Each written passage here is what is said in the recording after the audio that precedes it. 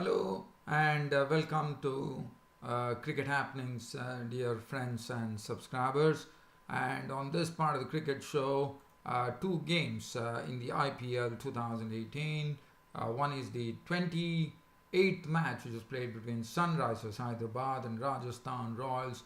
Sunrisers Hyderabad, in this IPL, what one has seen is that Sunrisers Hyderabad by far possesses the best bowling attack, one reckons, because their bowlers, this is for the third time in this IPL, they have defeated a team by defending a modest total, I would say, by some standards. It was 151 for 7 that Sunrisers Hyderabad put on the board, but their bowlers did a fantastic job of restricting the Rajasthan Royals to 140 for 6, and Sunrisers Hyderabad won the match by 11 runs and went and perched itself at the top of the table once again in IPL. So that is as far as that match is concerned. The 29th match that was played between Royal Challengers Bangalore and Kolkata Knight Riders and was a crunch game. Definitely there was a lot of excitement in this particular match, but finally Kolkata Knight Riders were the ones who won the match. Chris Lynn definitely curbing his natural instinct to attack a lot and playing some percentage cricket to take Kolkata Knight Riders home in the end. Well, so these are the two matches that we are going to look at, and Kolkata Knight Riders won the match by 6 wickets of the RCB, and now it's time to get into some details of these two particular games. So first we look at the 28th match. Sunrisers Hyderabad versus Rajasthan Royals.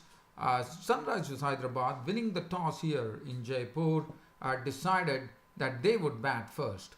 Well, the start was not good. The off spinner Gautam, actually first got a very big scalp, and that was of Shikhar Dhawan, who tried to push at a delivery from Gautam and had his stumps rearranged. So Dhawan was the first gone bowled by Gautam for 6 or 4 balls with 1-4. Alex Hales was playing today, so that was some good news of Alex Hales playing there. So Alex Hales was along, but Alex Hales, what he did is he definitely sussed up the pitch very well. He was in the company of Kane Williamson, and they sussed up the pitch very well. They knew that this pitch was a two-pace pitch where the ball was not really easily coming onto the bat, and it was a matter of just waiting for the balls and playing it a bit late. And that's what precisely did Alex Hales. Normally, as you know, he's an aggressor, but today he understood the need of the situation. He played accordingly in slowly carving out 45 runs of 39 balls with 4 boundaries. He had a good partnership with the captain, Kane Williamson. It was a good partnership because it yielded some 92 runs, which was very, very good, and that was the precise reason Sunrisers Hyderabad could reach 151 for 7. Kane Williamson played in his own fashion, but he was, I thought Kane Williamson was the one who was definitely in tune with the situation. He knew how to play on this pitch, but he was also not afraid to take a few risks by playing some nice cricketing shots as well. But Alex Hales also fell a victim to the bowling of Gautam. 45 of 39 deliveries with 4 fours. Kane Williamson was the other main scorer, or the highest scorer, who hit 63 of 43 deliveries, 7 fours and 2 sixes. Other than that, there was nothing to talk about, as Manish Pandey was out for 16 to an average of 15 balls with 1 4. But Jofra Archer had a late burst where he picked up 3 wickets pretty quickly. Shakib Al Hasan got a fantastic Yorker, which Shakib Al Hasan could not dig out, and he lost his stumps. He was gone for 6 of as many balls with 1 4. Yusuf Pathan and I think it was Yusuf Pathan and Shakib Rashid Khan getting some lifters from Jofra Archer, getting a few lifting deliveries, short deliveries, and which Yusuf Pathan ended up at Kulkarni's hands out for 2, and Rashid Khan was scored by Stokes for 1. Saha was not out on 11, Basil Thampi not out not, and Sunrisers definitely on a 2-pace pitch got a score of 151 for 7. Gautam 4 overs 2 for 18 did his bit. Kulkarni was costly 2 overs for 20. Jofra Archer did a wonderful turn as he has been showing. This is only his second match. It's the second time he has taken 3 wickets. He bowled very well. Very thoughtful bowler, one could say. Jofra Archer gets his Yorkers right, gets his short balls right. He knows what to bowl when. 4 overs, no more than 3 for 26. Unadkat was costly, 1 for 33 of 3. Sodhi, 3 overs, 1 for 25.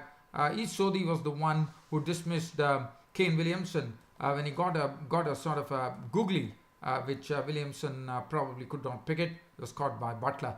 And then we had Ben Stokes bowling 3 overs for 20. Lomror was today playing. He bowled 1 over for 8 runs. He was playing his first game, Lomror. I reckon he was probably making his debut in IPL, to my reckoning. And 151 for 7. So now Rajasthan Royals started their chase, needing 152 to win the match. The Ajinkya Rahane and Tripathi opened, but Tripathi was an early victim. Now again, this is about the Sunrisers Hyderabad bowling. Sandeep Sharma. Let's have a look at Hyderabad bowling, because that is the one which really did Rajasthan Royals in by restricting them to 140 for 6. Looking at the bowling, Sandeep Sharma, look at his bowling figures. 4 overs, no maiden, 1 for 15. Shakib Al Hassan was a bit costly, 4 overs, none for 30. Basil Thampi was costly, but he bowled the final over when he got a wicket, 1 for 26. Siddharth Kaul did a fine job in the penultimate over, 4 overs, no maiden, 2 for 23. Rashid Khan 1 for 31, and Yusuf Pathan got his first wicket, and a very big wicket at that of Ben Stokes, 2 overs, no maiden, 1 for 14. And according to me, that was the turning point when he got Stokes' wicket.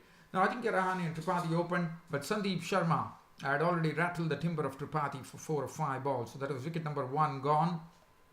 And then a partnership started. Sanju Samson walked in. Sanju Samson immediately put a stamp on his stamp on the match by actually playing some good strokes. At the other end, Ajinkya Rahane was more sedate, one could say, but Sanju Samson was the one who really decided to play some strokes, and also took some quick singles. Good running between the wickets. From 13, they pushed the score along very nicely on to 72 in the 9th over. There were no hurry, and it was rightly so. There was absolutely no hurry. But Sanju Samson did his bit, but then Siddharth Kaul picked up his wicket by getting caught by Hales after Samson made 40 of 30 deliveries, 3 fours and 1 6. Now, Ajinkya Rahane, as I said, was just nurdling the ball along. He, as a captain, knew his responsibilities, so he was definitely wanting to make sure that he stays there the whole hog before Rajasthan Royals could get the victory. Now, Ben Stokes, that was a big wicket. Now, Kane Williamson, very smartly, probably thinking that it is a two-paced pitch. This was the first time that Kane Williamson tossed the ball to Yusuf Pathan in the IPL, and Yusuf Pathan got gold dust for Sunrisers Hyderabad, because what he did, he clean bowled Ben Stokes for naught, and that was a big wicket for them, and that made it 73 for 3. And once Ben Stokes was gone, suddenly things really became more difficult. Sandeep Sharma, the Siddharth Kaul, everybody were bowling, and they were bowling tightly. They were not conceding any boundaries, thus adding to the pressure. Ajinkya Rahane was, I would say, a bit slow as well as things went along. And then Rashid Khan picking up Butler for the 3rd time in this IPL, getting him caught by Dhawan for 10 of 11 balls. Complicated matters, and one was waiting to see. Lomror was the one who came in, but one would have probably thought Gautam would have been the ideal one to send, because Lomror consumed a lot of balls. Because at the 14th over, when Butler departed, the score reached 96. So basically, he required 55 runs in the 7 overs, and the ideal one to come at that stage to me would have been Gautam, because Gautam had already proved his prowess. He would have got a bit of time as well. But on the other hand, one did not really understand the move that was made. A new batsman by the name Lomror walking in to join Rahane, but that really did not help matters. because he made 11 of 12 balls and departed to the bowling of call. That was in the 19th over. As I said, the pressure started building, and finally the match came down to the wire. And Gautam came in and he hit one boundary, but he was out to Basil Tumpy in the final over, and 21 runs were required. Gautam actually hit a four, he took a single, but then Ajinkya Rahane is someone who could not force the pace, and Jofra Archer was not on one. Gautam was out for 8 of 5 balls with 1-4, and it was really one thought that Rajasthan Royals will get a win here, but on the other hand, Rajasthan Royals were restricted to 140 for 6, and they lost the match by 11 runs, with the captain Ajinkya Rahane, probably his goal was to stay at the wicket till such time the victory came, and he remained high and dry, not out on 65 of 53 balls, 5 fours and 1 6 to absolutely no avail, as Sunrisers Hyderabad for the third time in the IPL, defending a very low score, and now, as I said, they are perched at the top of the tree as far as IPL 2018 is concerned, and Kane Williamson took the man of the match award. Well, so that is as far as that match is concerned. Now let's look at the other match. The next match that we are going to talk about is the 29th match, which happened between Royal Challengers Bangalore and Kolkata Knight Riders, and KKR were the ones who actually won the toss, and they had absolutely no hesitation in inviting the Royal Challengers Bangalore to bat first. Royal Challengers Bangalore were definitely crippled today here at Bangalore at their home crowd. The reason being that A.B. de Villiers was unfit and he could not play. So that was a big blow for sure, because one knows what a great difference he makes to the team. So Royal Challengers Bangalore batted first with Quinton de Kock opening with Brendan McCullum. They got a very good start with both actually slamming boundaries and sixes, especially boundaries, as Piyush Chawla and Sunil Narine, who was introduced into the bowling attack very early. Today Sunil Narine definitely got a sort of his a real battering at the hands of this opening pair of Quinton de Kock and Brendan McCullum, as they actually went after him, and in the process 67 runs were added for the first wicket in 8.1 overs, which was pretty good going. But then Kuldeep Yadav picked up the wicket of Quinton de Kock for 29 of 27 deliveries, 3 fours and 1 6. And then Virat Kohli walked in to join Brendan McCullum, and with only another 7 runs added, Andre Russell picked up Brendan McCullum's wicket for 38 of 28 balls, 4 fours and 2 sixes. At least one could say that because de Villiers was not playing, McCullum at least got to show some of his form, as he has not been having a good time in this IPL 2018, as we all know. And then Manan Vora was out the very first ball he received from Russell. Russell's clean bowling him for naught. Mandeep Singh contributed 19 of 14 balls with 2 sixes. Grant Holmes was not out on 11, but Virat Kohli was the one who kept on playing his strokes. It was some very good and sweet stroke making. Virat Kohli was not in any trouble at all. He kept playing his strokes irrespective of the situation. And finally, Kohli remained not out on 68 of 44 deliveries, 5 fours and 2 sixes, and 175 for 4 was the score that Royal Challengers Bangalore had on the board.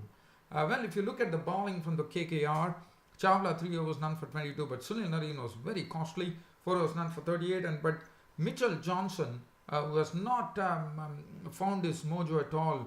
As you know, he bowled well in the Big Bash League, and to see him, Mitchell Johnson has been really struggling here on this particular IPL 2018. His 3 overs got taken away for 38 runs as Virat Kohli targeted him. Shivam Mevi 3 overs none for 21. Kuldeep Yadav 1 for 20 was the best bowler on show, and Andre Russell 3 overs no maiden 3 for 31. Now the target for Kolkata Knight Riders was 176 runs to win, and what a start. I mean, Sunil Narine started off with Chris Lynn And probably, Royal Challengers Bangalore went with the same idea as they did last time against Sunil Narine to get their pace bowlers bowling against Sunil Narine. But today it did not really work. Tim Saudi and Umesh Yadav were the ones who started the proceedings, bowling to Chris Lynn at one end and Sunil Narine. But once again, it was not easy, as Sunil Narine still managed to get runs as well. Even though spinners were not bowling, Sunil Narine managed to get useful runs. As usual, is his wont. He started banging some boundaries, some with wild slogs, some cross batting as well. And Chris Lynn, on the other hand, was definitely playing his strokes, no doubt about it, as he likes to hit from the crease, as you would all know. But what was more important of Chris Lynn's batting today was there was a different, sort of a different tack that he applied. He was not going for the same slogs that he normally goes on the leg side.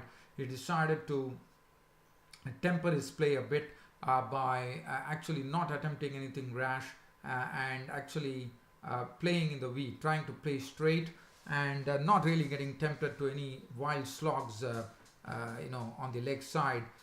Probably he feels that the sweep shot was the one which he employed very well against the spinners. And Chris Lynn, as you know, he normally is very comfortable against the pace bowlers or the swing bowlers, which he did well. But then Ashwin was the one who picked up Sunil Narine's wicket for 27 as he holed out to Grand Home in the deep for 27 of 19 deliveries, 3 fours and 1 6. Robin Uthappa came in a real blaze. He joined Chris Lynn. Chris Lynn was definitely doing a good job, but Robin Uthappa was the man. He really blazed along, I would say. He blazed along to 36 of just 21 deliveries. He targeted the spinners. He started banging them for sixes. Siraj went for plenty. Chahal and Ashwin were targeted by Robin Uthappa, who, as I said, he blazed away to 36 of just 21 deliveries, which included 3 fours and 3 wonderful sixes, as the score galloped along at a very good pace, as the score reached 108 when Uthappa was at the crease in the 13th over, and that was a job well done by Uthappa, really giving some, really maintaining the tempo that Lynn and Narine had put up with their opening show. Robin Uthappa was the next victim, as Ravichandran Ashwin picked up his wicket for 36 of 21 balls with 3 fours and 3 sixes. As I said, Robin Uthappa was the one who was looking more threatening than Chris Lynn, and I'm sure Kings XI Punjab were absolutely delighted when they saw the back of Robin Uthappa, because he was definitely threatening. He was playing a threatening innings at that time. Nitesh Rana came in. He contributed. Chris Lynn on the other end was still stroking the ball well. Nitesh Rana was how he could not bat. It was pretty sad. He was hit and he retired held for 15 of 10 balls with 2 4. So that was a big blow for the Kolkata Knight Riders, because Nitesh Rana is someone who's a good finisher as well.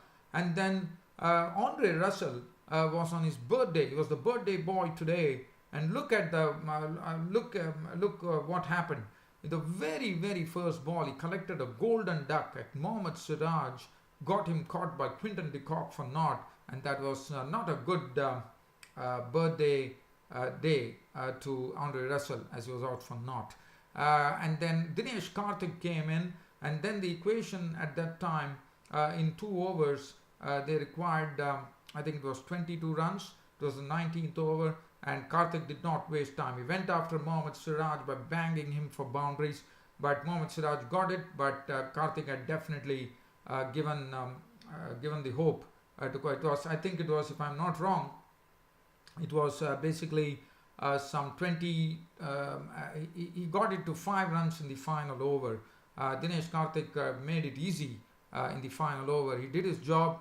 He slammed 23 of 10 balls with 2 fours and 1 6, and the 1 6 that he hit was a real beauty. And this is only Karthik who can do it, as you know, he did it in that game also, as you would remember. And what a shot that was. I mean, against Bangladesh he did it, as you would remember. And here Karthik played an excellent innings, and Chris Lynn was always there to nurture them to victory. And in the end, it was only a matter of 5 runs for a win. Shubman Gill, it was 4 runs in fact, because of Dinesh Karthik really going after Mohammad Siraj by hitting him for a few boundaries. And then finally, the Kolkata Knight Riders were victorious. Lynn was not out on 62 of 52 balls with 7 fours and 1 6.